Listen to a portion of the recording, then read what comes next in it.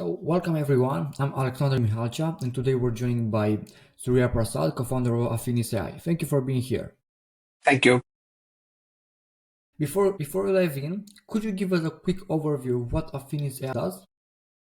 So we are a AI-based customer experience platform. We provide, starting from right through digital core, plus we provide entire customer experience management platform, which includes chatbots, white label wallet, entire customer communication management, including campaign management, human agent interface, ticket management, incident management, all those things. And all these are Mhm. provided using a low-code platform. Okay, We have our that's own that's low-code platform.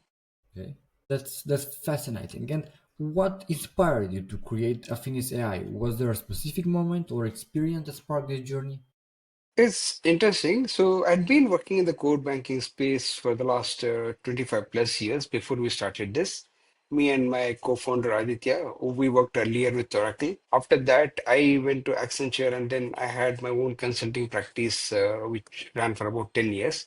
And Aditya went into different tech platforms and my mobile apps and all those things. And then about 7 years back, we had a chat and then we were discussing about what can we do better because I did a entire product management. I did a consulting work.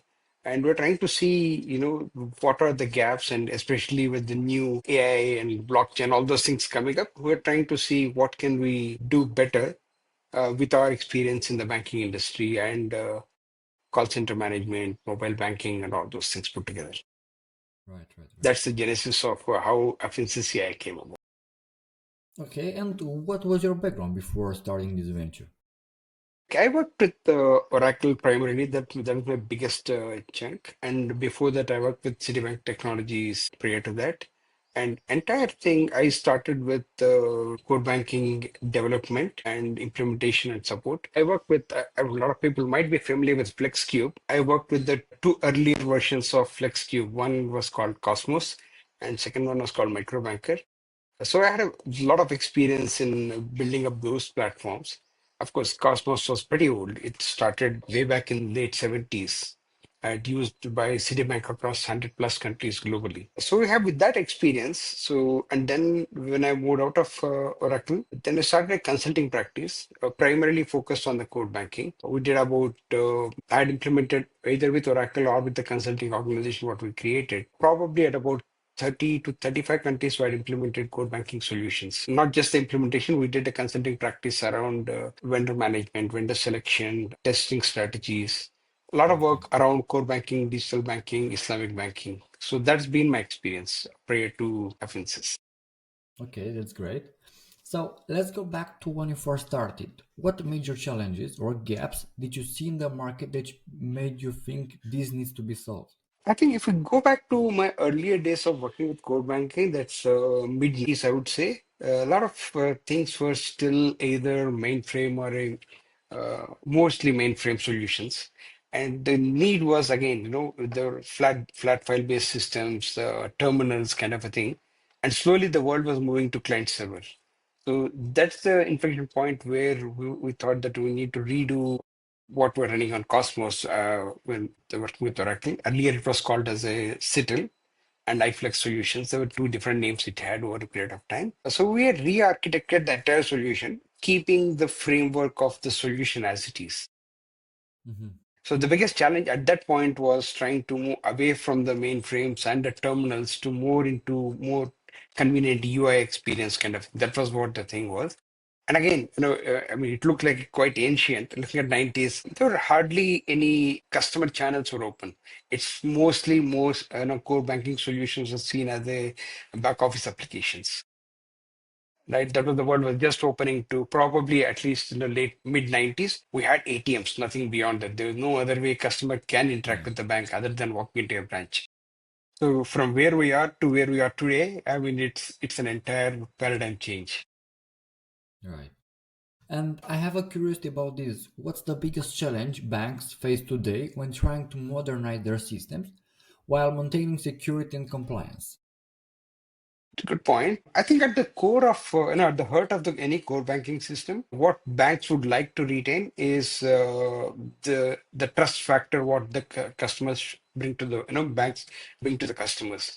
So that and the plus accounting principles, those financial, which you cannot compromise, plus compliance. But at the same time, you want to give customers the choice what they're used to today, right? You can go to like Uber or Amazon, and then you can buy what you want without there's no loyalty truly in that sense today, right? Most of the consumer applications. So banks are not used to that kind of a thing. So that's the biggest challenge now. Trying to keep with the traditional, the stronghold on the trust and the accounting and all those principles, compliance, regulations by the central banks, and at the same time meeting the customer expectations where you need to have multiple channels where customers want to engage with the banks. I see, I see. That's interesting. And could you elaborate on why the existing solutions weren't meeting these needs? There are quite a bit of solutions today. Even if you look at the top two or three solutions, what globally quite popular, it could be FlexCube, which is owned by Oracle, Finacle, which is by Infosys, and Temenos and MySQL. There are 4 5 products which are globally recognized, and they're all trying to provide what exactly today's market needs are. But again, the thing would be most of these solutions are not re-architected or supposed to be, they are not cloud native fully. So trying to become, available on the cloud at the same time, not entirely rewritten. Of course, FIS is doing something, Oracle has done something, trying to redo everything for cloud native, but there are still not many proven customers to the platforms yet. Most Okay, of them are okay, just upgrading from the old platform to the new platform, but they are not fully, migrated to the cloud native okay. applications. I see, I see. And what was the breaking point that made you decide to tackle this problem? Yeah, I think the especially if you look at the history of from the mainframes when they move into the Unix-based machines, which are not really mainframes, but like more, I would say, minis, to today's cloud technologies, we had gone through lot of changes in between. So we had client-server applications, we had a multi-tier application, 3-tier, multi-tier applications, and then there was also a time where SOA also came into picture, where banks were trying to break the functionality into service-based architecture. And then again, now we are at the microservices architecture, which is taking up quite good shape right now, I would say. So I Okay. think the microservices organization, plus I would also give a lot of importance to how open source technologies have really opened up innovation, and there a lot of fintechs use open source technologies quite that really opened up the entire space. I think that I would say would be the crucial tipping point. I see. And so walk us through how Affinis AI addresses these challenges. What makes your approach unique? Okay, so I would say 2 or 3 points, top of my mind. One, banks, as I was saying, they're traditional. So most of the banks are also regulated by the central banks, which a lot of countries, like for example, India has, where the data cannot reside outside the Indian soil. I think Europe also has something like that. A lot of African countries are also coming up with that. So, which means that you need a microservices based solutions. You want to go towards the flexibility of what cloud offers. So that's where we're trying to see. We have cloud agnostic solutions which you can't deploy on premise. So you have the best of the both worlds in a way. You have a control of the data. You have the architecture which can be scaled up when the banks are ready, or you have, like for example, of course, India, there are cloud providers who host the data inside. So does Singapore and US and Europe, right? So when it is ready, we could move to cloud, or we could have a privately hosted cloud on at your premises or at your control. So we are at a place where we offer best of the both worlds. Either you can have entirely on-premise, if there is no cloud provider, or we can offer you on the cloud if you are okay, if the customer is okay to go on cloud. So Okay. that's one thing. Second thing is, most of the cases where we really struggle, especially with the large banks where there are 100 plus upstream or downstream systems, the integration becomes a big challenge. That's the challenge in terms of doing it, challenges of testing end to end, and also at the same time, compliance, regulation, security, all those things become extremely important. So this is where Indeed. we have a low code, or I won't say completely no code. You still need a bit of low code requirements still do come up. So what we offer is we offer a low code or no code platform, which gives the control to the end customer, not where they can deploy, they can maintain, they can do without going back to the vendor. No, we're not tying up to the vendor. And at the same time, since we're not, our platform is not tied to any particular cloud. We can deploy on AWS, Azure, Google, E2C, anything. We just we're Okay. Okay. Got it. And for example, when you talk to potential clients, what's the biggest misconception they typically have about what you do? okay. The misconception is, the strategy what we took when we started building the product is we are a new company, small company, focused on new technologies. A lot of these, and it's always difficult to go to a bank when you don't have a reference customer. That's a challenge. So what we do, and some of the things what we're also building out, we've been building quite good, to a certain level we had reached, is our original thought was to build two things. One, a low-code platform which gives control to the customers, and we are also building or built a recommendation engine, which is hyper-personalization. To do hyper-personalization, what is extremely important is the quality data, quality data which you can depend on which you can build cohorts, you can take decisions based on that. So that we saw as the biggest hurdle to deploy a hyper personalization engine. So one of the things what we started was we started building bots. We started building bot not just for FAQs. We can do complex transactions. In fact, few of our customers, for example, they do entire IPO offering on a WhatsApp banking. So you can subscribe to an IPO through a WhatsApp. So it's a complex multi-turn transactions. So I know it could take time. So we could do all those things we're doing. So initial perception, what customers still had was we are a chatbot company. So that's Wow. been, to break that was a little bit of an effort. Now, we are not seen as that. We are somehow, in a way, whatever good you're doing, whatever, product you're pushing, people will try to associate you with that. Hmm. Next wave came where we have customer onboarding application. Once a product is recommended, based on the interactions, you can recommend a product. Next logical step is to onboard them onto the product. So we had Right. done that quite well. Now we are doing a digital wallet, a white label wallet, which we are implementing at two, three places. All these things we have again come up with something called as a smart branch.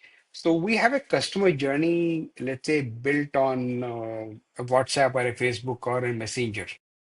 Yeah. The same thing, what we did was we did the entire thing with NLP and all those things built in.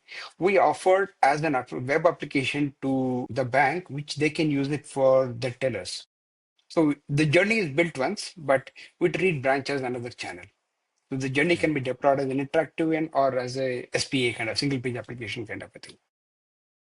So we are on Perfect. that path Yeah. now. Yeah. I see.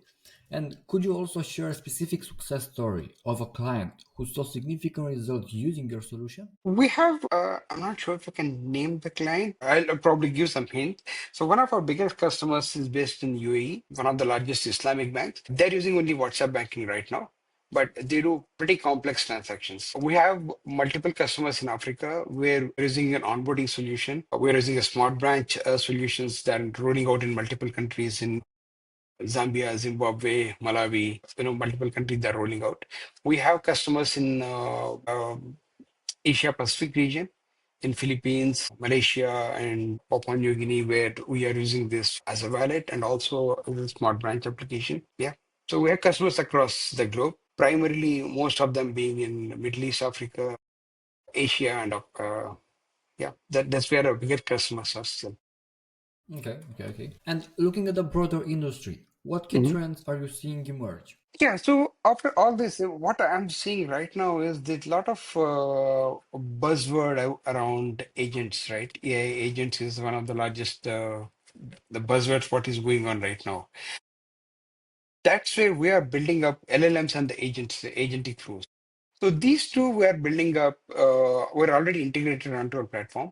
We have LLMs, SLMs already plugged into our system, which can be used, for example, if there is a agent talking to a customer and the agent himself needs some help on, let's say, on some product offerings or what the bank offers. So they can internally refer to an LLM, which is trained on the bank's products and the processes and all those. So they can guide the agent to help the customer better. So same way we have a case management system. The case management system automatically can pull up a similar instances and show what are the things, how it was resolved, and what could be the solution, what could be the response. They prompt automatically to the agents. Same way as I mentioned about hyper recommendation engine.